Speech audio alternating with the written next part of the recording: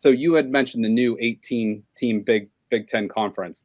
Based on some other outlets and putting together their top 10, Ohio State 1, Oregon 2, Penn State 3, Michigan 4, Iowa 5. Ohio State's going to play 2, 3, 4, and 5 in the Big Ten.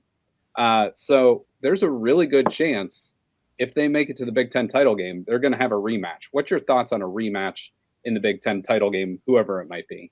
Yeah, it is a little bit unusual, and we have seen it. Obviously, Texas and Oklahoma in the Big 12 have been rematched before. Excuse me. Their format at that point was a little bit different because it was a 10-team league. They played 9 league games, and so it was automatically going to be a rematch. In this case, you don't know that because you have 18 teams. If it's Michigan on a 7-day repeat, that would be just a crazy, crazy 2-week period to be alive, I guess, to live through something like that. It's so good. We're going to do it twice in a 8-day period. That would be crazy. But, I look at it. Ohio State has played Wisconsin in a rematch in the championship game before.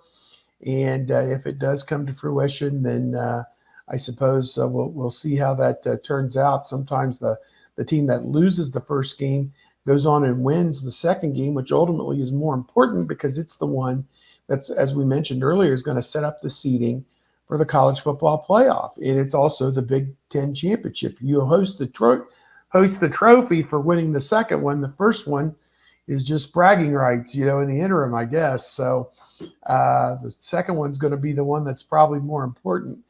And for whichever matchup it might be, if it's Ohio State, Oregon, Ohio State, Penn State, or Ohio State, Michigan, it's very interesting. USC is a team this year that does not have to play Oregon or Ohio State. If USC goes 9-0 or 8-1, they could squeeze out the loser of the Ohio State-Oregon game very easily out of that scenario. So certainly if they're 9-0, they'd squeeze them out. So that's something to think about. I don't know that USC has a team that's going to go 9-0 this year, having lost their Heisman winner, Caleb Williams, but that is something to kind of have in the back of your mind that, you're not necessarily guaranteed the spot in the Big Ten championship game just by being Ohio State and throwing your helmet out there. You have to go out there and earn it. And we'll see if this team is up to that task, beginning with practice starting on Thursday and obviously into the early part of the season. But it is a new frontier, certainly. We'll find out, is money the solution to everything that's out there, because that's kind of what this whole marriage, this shotgun marriage with these 4 West Coast teams and these, 14 schools from the Eastern and Central time zones are kind of brought together. I would have thought would have made more sense was the 4 West Coast teams and 5 of the 6 Central time zone teams could have formed a Western division and played, a round robin there. And then you'd play one crossover game. But if you go to that format, when you really think about it, it would limit the number of times that USC would be able to play Michigan, Ohio State, and Penn State in the regular season. And obviously, those are the games that the TV networks really want.